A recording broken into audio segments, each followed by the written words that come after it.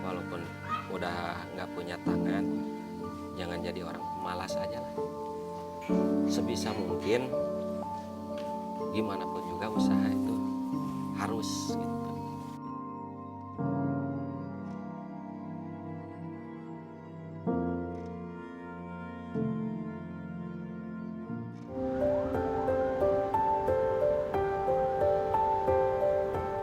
Nenek, mana yang nenek rasakan sakit nih? Yang mana yang sakit? Sehari nggak mesti makan gitu. Kenapa kamu yang nggak makan?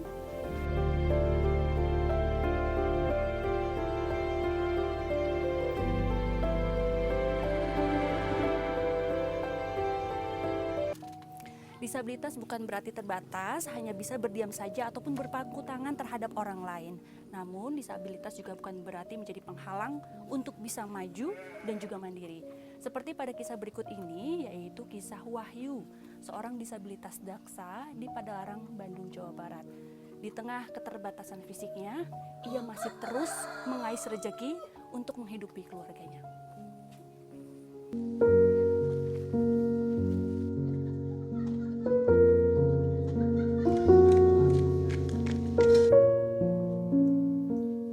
Tidak ada yang berbeda dengan hari-hari sebelumnya. Saat matahari mulai menampakkan sinarnya, waktunya Wahyu bekerja. Tugas Dedeh setiap pagi adalah menyiapkan minuman hangat kepada suami tercintanya. Wahyu dan Dedeh dikaruniai anak perempuan bernama Maida yang kini duduk di bangku kelas 3 SMK. Ketiganya tinggal di sebuah bangunan seluas 20 meter persegi. Dalam keluarga, Wahyu adalah tulang punggung utama. Sehari-hari, laki-laki berusia 51 tahun ini bekerja sebagai penjual elon, opak, dan kecimpring singkong. Barang dagangan ini ia beli langsung dari produsennya di Tagok Apu, Padalarang. Dalam sehari, setidaknya 30 kudapan khas Bandung Barat ini dijual. Semuanya disimpan oleh Dedeh ke dalam 2 buah tas gendong dan 1 plastik. Kegiatan ini memang harus dibantu Dedeh, karena Wahyu tidak bisa melakukannya sendiri.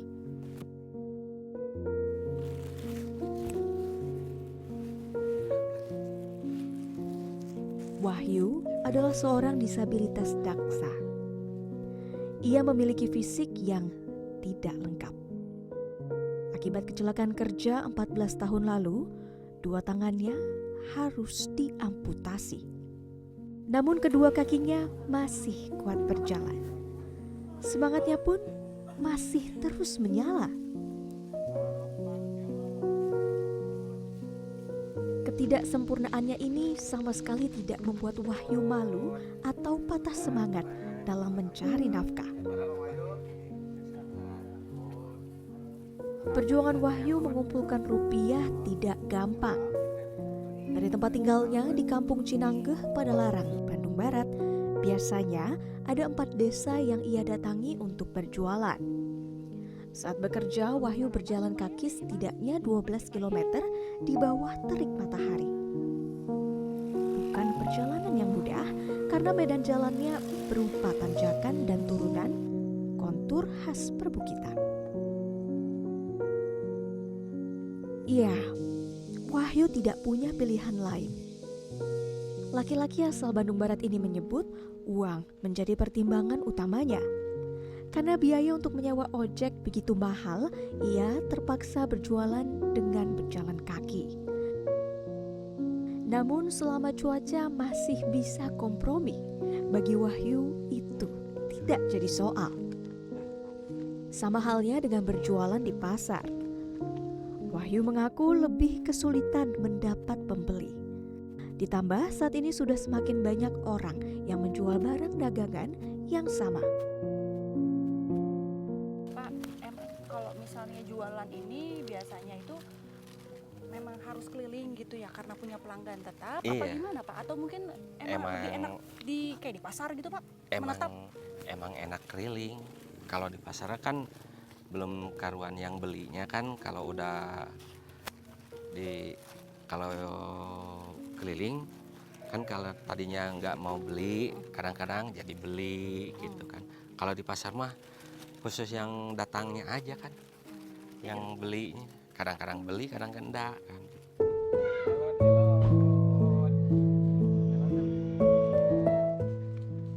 Perlahan tapi pasti, kaki Wahyu melangkah sambil menawarkan elot ke setiap rumah yang dilewatinya.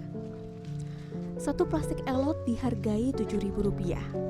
Wahyu mendapat keuntungan Rp3.000 untuk setiap bungkus makanan yang terjual.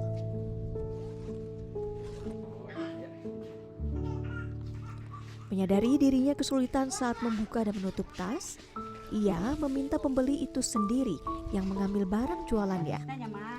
Begitu pula dengan menyimpan uang di dalam tasnya.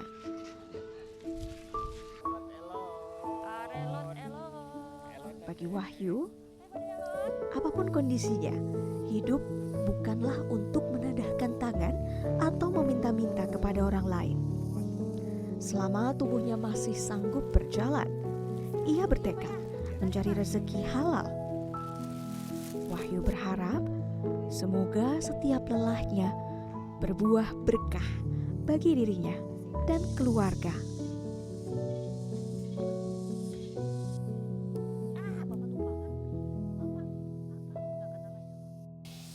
Pak Wahyu teh berarti kalau keliling gitu dari jam berapa sampai jam berapa biasanya Pak Wahyu? Dari setengah 6 Setengah 6 mulai pagi. ya pagi. Lewatin jalan yang tadi itu? Iya. Waduh, itu jauh banget Pak. Naik turun, belok-belok gitu. Iya. Tanjakannya juga lumayan. Naik dari pagi kan, kalau jualan kalau udah siang mah orangnya udah pada nggak ada. Ada yang ke kebun, ke sawah kan. Sehari dapatnya berapa Pak bersihnya di tangan Bersihnya Bapak lah sehari? 50 aja. 50. Ya 50-an. Itu cukup tuh Pak buat sehari-hari, istilahnya buat dimakan, Ya. buat anak sekolah. Dicukup-cukupin aja, Bu.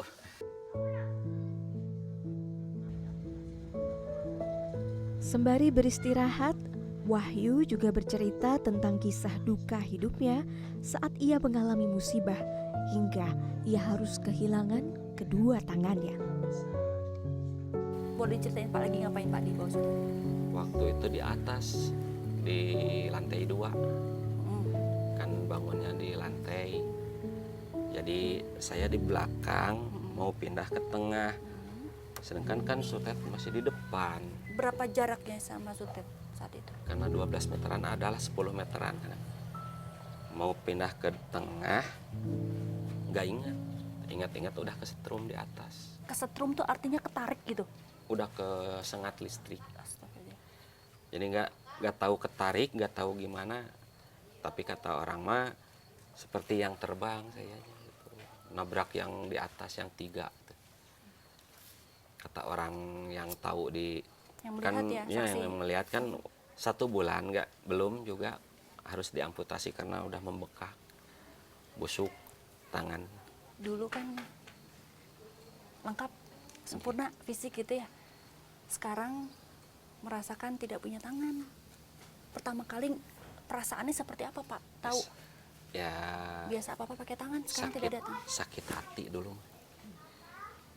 Saya juga sakit hati lihat orang lain bawa apa pakai tangan, saya enggak. Sempet saya nangis lihat orang bawa cangkul.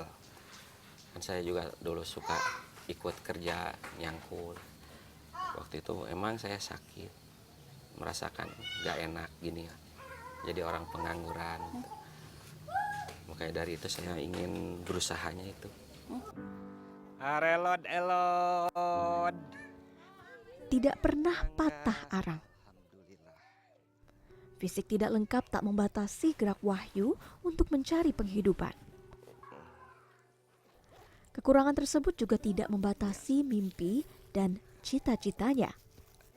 Artos tadi nu payuna.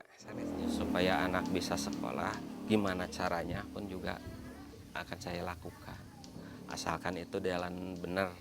Walaupun udah nggak punya tangan, jangan jadi orang pemalas aja lah. Sebisa mungkin, gimana pun juga usaha itu harus gitu. Kan kata orang tua juga gitu, saya jangan sampai jadi orang pemalas, jangan sampai jadi pengemis lah. Pak, keinginannya apa sih Bapak sebenarnya dengan kondisi yang sudah maaf tidak punya tangan seperti ini? Masih punya keinginan itu apa sih Pak? Sebenarnya harapan itu apa sih Pak? Pingin anak tetap maju seperti orang-orang yang lain.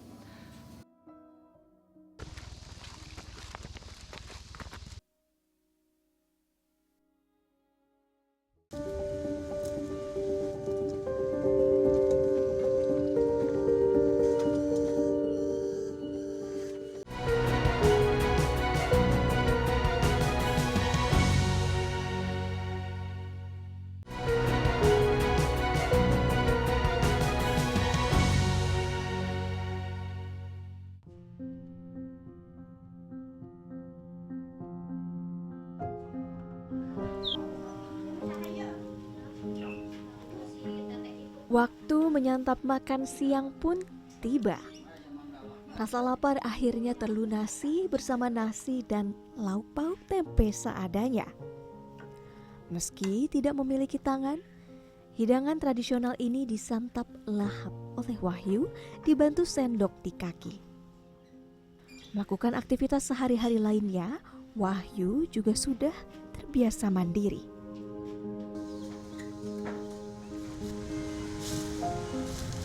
Semangat Wahyu juga luar biasa.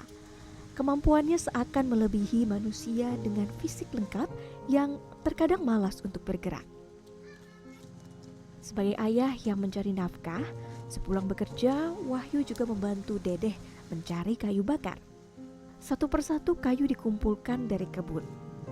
Kayu ini akan digunakan sebagai bahan bakar untuk perapian memasak di dapurnya. Sehari-hari Wahyu hidup dalam ekonomi yang pas-pasan. Namun menyerah bukan jawaban untuk keluar dari kondisi ini. Wahyu tahu ia harus kerja keras demi keluarga yang selalu menjadi prioritas.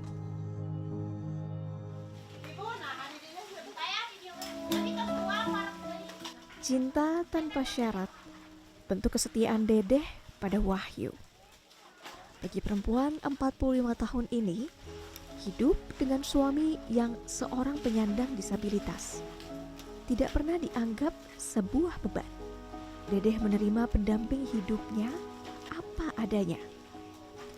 Doa dan dukungan juga selalu membersamai agar Wahyu terus semangat menjalani hari. Sering deh cenah entong ngiring icalan capek. Tuh dedeh tanya di bumi aya. Nya teh dicarek gitu bae we cenah abi we cenah senyarira gitu nya teh jarang deh mah gitu jarang ngiring dagang capek cenah eureun heula di bumi nya teh naik turun tebih jam 2 karek ka bumi komo seueur keneh elodna nya daina mah seueur nu icalan elod ningan seueur enak. Ayo teh icalan kumaha cenah ya budak moal tiasa sakola gitu. Da enak teh kaluar pan 2 bulan deui urang kalih teh. Bae cenah sabar we Pak cenah wayahna cenah kumaha. Ieu eureun dagang elod meureun budak meureun mogok cenah sakola gitu. Nya bae cenah keureuyeufkeun we cenah. Sabar we gitu. Dedeh mah gitu. Dedeh bercerita, sebagai pelindung keluarga, Wahyu juga sosok laki-laki yang bertanggung jawab. Seperti untuk urusan pendidikan, Wahyu tidak pernah mau lepas tangan. Pekerjaan yang mampu ia lakukan akan dilakoninya agar Maida tidak putus sekolah. Meskipun ia sadar, sekadar untuk ongkos sekolah putrinya saja begitu menguras kantong. Sapoena pan 40 urang kalih teh berarti 10 dinten teh 400. Duh, ini soak dedeh mah. Terus kumaha Yo 10 hari 400, sa dinten pan 40. Ongkos ojek, wah uwi pan mahal ka dieu mah. Langka jajan da teh acis dipasihan 30. Kadang-kadang sa dinten teh 30. Kadang-kadang teu eta mah teu aya nu meser. Kadang-kadang kitulah eta geus kenging 20 gitu. Nyanam eta we sok nyanak duit warung gitu dedeh mah. Untuk membantu perekonomian keluarga, saat senggang Dedeh bekerja sebagai pembungkus keripik basreng di usaha rumahan yang tidak jauh dari tempat tinggalnya.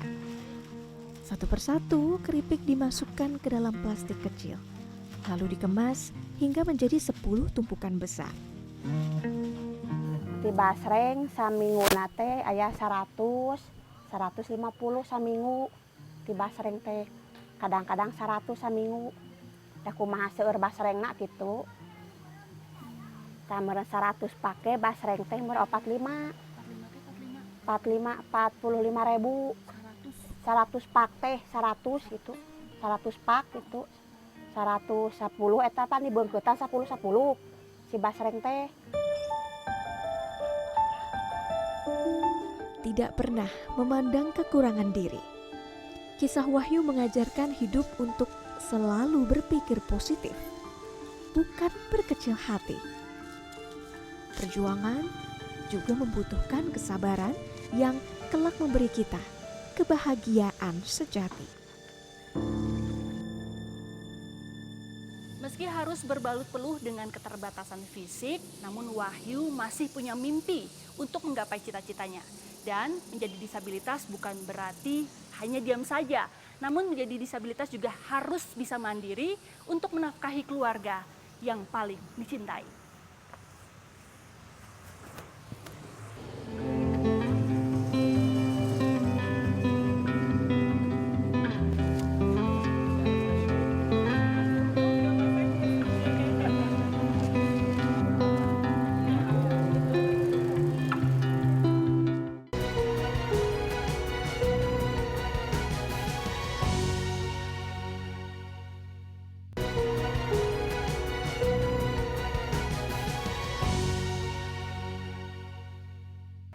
Beberapa waktu yang lalu, tim CNN Indonesia Berbuat Baik sempat datang ke rumah Abah Hamdan di Kerawang, Jawa Barat. Abah Hamdan adalah seorang penjual pisang yang tinggal sangat-sangat sederhana di rumah yang sangat tidak layak. Namun saat ini kondisi hidup Abah Hamdan lebih baik dibandingkan dengan sebelumnya berkat uluran tangan para donatur. Dan semoga nasib baik terus menghampiri Abah Hamdan hingga di penghujung usianya.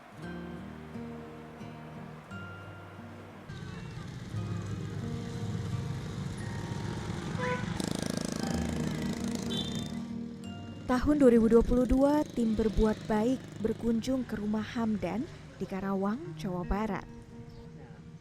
Hamdan adalah seorang laki-laki tegar yang tak pernah gentar menghadapi dunia. Di usianya yang menginjak kepala 8, Hamdan masih punya semangat menjalani hari. Sejak matahari terbit, Hamdan mulai mencari rezeki dengan berjualan pisang keliling. Sepeda kesayangannya inilah yang memudahkan Hamdan membawa berkilo-kilogram barang dagangan. Hamdan juga seorang laki-laki renta yang hidup sebatang kara. Istri dan anak satu-satunya meninggal dunia beberapa tahun lalu. Meski sang adik tinggal berdekatan dengannya, namun Hamdan tidak ingin merepotkan siapapun. Sejak 2016, Hamdan tinggal di sebuah teras pekarangan di Dusun Karajan, Bolang, Tirtajaya, Karawang. Tempat yang sangat tidak layak disebut rumah, karena hanya memiliki satu sisi dinding bilik dan sisi lainnya terbuka, tidak sempurna. Hamdan juga harus siap menahan dinginnya angin. Bahkan saat hujan, atap kerap bocor, lantai tanah juga licin.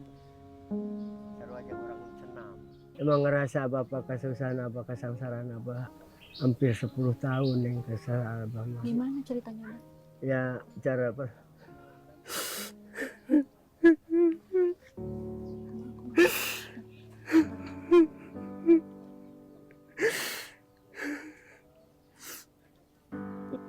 boro-boro buat banda usaha jadi bang modal 100.000 timbang 1 hari 3 hari nambah pisang timbang 30.000 50.000 Nenek, 2 hari itu habis.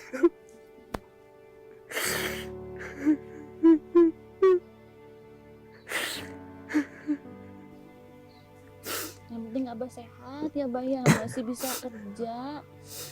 Nggak lolong membela orang yang kesengsaraan. Sabar ya Bah, sabar ya Bah. Sabar.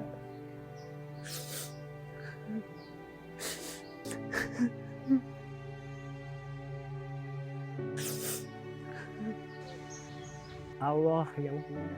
Kita mah hanya numpang di dunia ini. Rumah hak Allah. Man banyak-banyaknya ibadah pada lupa Neng, pada lupa.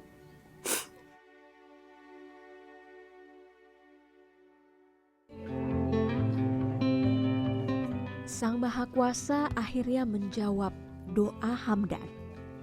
Berkat kebaikan hati para donatur, kehidupan laki-laki lanjut usia ini kini berbeda. Hamdan tidak lagi tinggal di emperan rumah. Ia sudah memiliki rumah impiannya sendiri. Bangunan berukuran 4 kali 7 meter persegi ini bantuan dari BUMN PT Peruri. Dulu mah kita kebocoran, sekarang alhamdulillah bantuan dari Peruri. Sekarang baru dari kepedulian dari Jakarta atau dari Karawang, alhamdulillah. Dari Neng ini pada jumpain Abah, banyak-banyak terima kasih. Biar pada miliknya gede, ya, buat ibadah. Malam ini lagi ngilu dagang kayu, join untuk bahan sehari-hari Abah. Ya Abah mah biasa aja di rumah, ini yang dagang jalanin saudara. Tim Berbuat Baik juga menyerahkan bantuan berupa peralatan rumah tangga seperti tikar, dispenser, televisi, dan uang tunai sebesar 31 juta rupiah kepada Hamdan. Selain dimanfaatkan untuk kebutuhan sehari-hari, bantuan dari sahabat baik ini akan digunakan Hamdan sebagai modal usaha baru. Hamdan menyebut karena tubuhnya yang renta tidak mampu lagi mengayuh sepeda untuk perjualan pisang. Alhamdulillah kita sudah menyalurkan sekitar 31 juta lebih dan memang dipergunakan untuk Abah usaha selanjutnya. Jadi kata Abah tuh mau buat join jual beli kayu gitu. Selanjutnya juga kita juga sudah memberikan alat-alat nih perabotan untuk rumah barunya Abah yang sudah dibantu sama badan pemerintah juga. Jadi terima kasih untuk semuanya yang sama-sama mendukung. Terima kasih kepada sahabat baik. Semoga kehidupan Abah ke depannya semakin lebih baik. Hamdan juga menyebut kebaikan hati para donatur akan selalu menjadi penyemangat hidupnya untuk menjalani hari-hari ke depan.